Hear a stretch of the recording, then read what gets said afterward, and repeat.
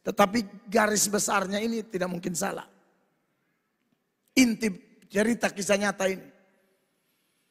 Sampai seketika bermuda, mungkin setan berkuasa atas dia. Dia ambil kapak. Dia hantam dahulu kapten. Di ruang informasi 3 orang dia bunuh mati. Kemudian semua teman-temannya yang dia, ada mungkin 30-an atau 40 orang. Dia bunuh semua, kasih mati. Dia pernah datang di Kupang. Waktu dia bersaksi. Dan kalau saudara Google agak lebih jelas ceritanya di sana.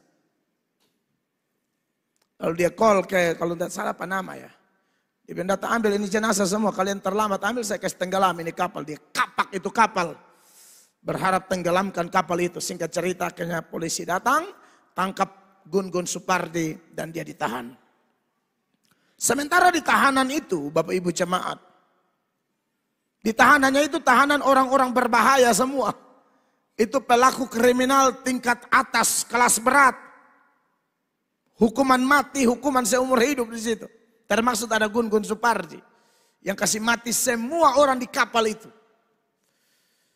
Ada pendeta yang suka lewat di penjara itu, di lorong penjara itu, lalu khotbah, hanya lewat dan khotbah. Ini kan tahanan kiri kanan nih. Percaya pada Yesus ada pengampunan, pada Yesus ada keselamatan, pada Yesus ada kelepasan. Yesus berkata, marilah kepadaku, dan seterusnya, omong. Tiap hari.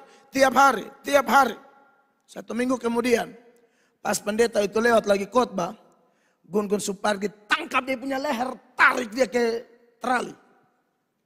Kau ini omong-omong Yesus itu siapa? Kan Gun-Gun bukan Kristen. Dia anak Sulawesi Selatan, lahir di Madura. Siapa dia kau bilang Yesus bisa ampuni. Yesus, saya ini terlalu kotor, saya terlalu berdosa. Kau tahu tidak saya? Pendeta bilang tahu. Saya pembunuh dari Indonesia itu. Ini kisah nyata Bapak Ibu. Kau tahu tidak saya? Lalu pendeta bilang tahu.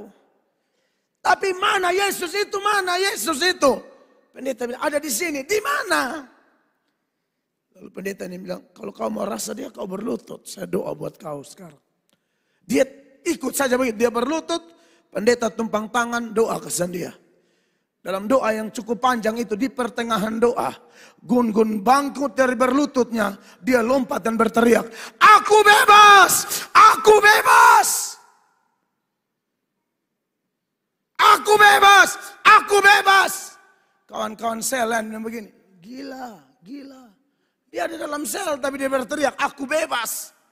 Gun-Gun merasakan kebebasan yang lain. Betul dia masih di balik trali. Tapi ada pembebasan melalui pelayanan pendeta itu. Gun-Gun dipulihkan. Saya tuh rindu ketemu dia langsung tapi belum pernah ketemu. Walaupun pernah diundang di gereja yang sama waktu saya KKR di Timor Leste. Di GBI Rock. Atau di GBI salah satu di kota Dili. Beberapa tahun lalu, pas saya pulang pas dia datang. Saya rindu ketemu, saya pengen cerita langsung. Tapi tidak sempat. Singkat cerita, Gun-Gun mengalami restorasi pertobatan. Secara hukum tidak bebas. Tapi dia lompat, dia bilang, aku bebas. Aku bebas. Yesus membebaskanku. Tapi semua tetap anggap dia gila. Saudara, tiba-tiba menjelang beberapa waktu ada pergolakan politik di negeri itu. Ganti pemimpin baru kasih amnesti. Besar-besaran, Gun-Gun bebas total. Dibawa ke kedutaan, itu kedutaan kan bukan Kristen kebanyakan. Dia percaya Yesus. Bebas, saya bebas, sampai bebas betul. Dari penjara saja saya bebas. Saya bebas betul. Dia dianggap orang gila. Padahal faktanya dia dipulihkan. Mujizat terjadi.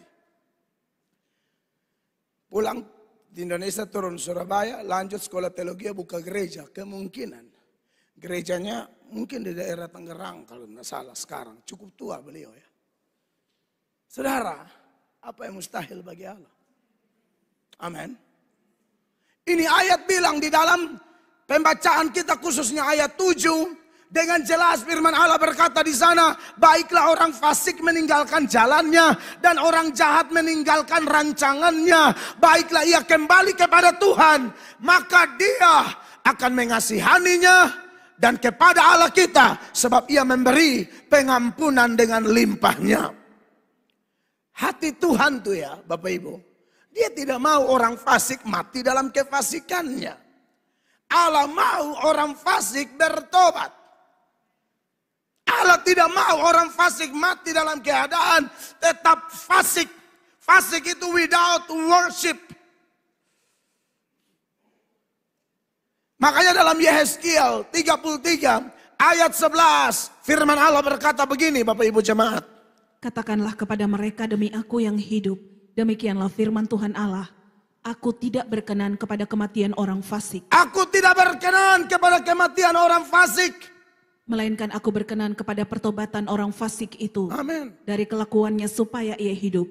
Bertobatlah, bertobatlah dari hidupmu yang jahat itu. Mengapakah kamu akan mati hai kaum Israel?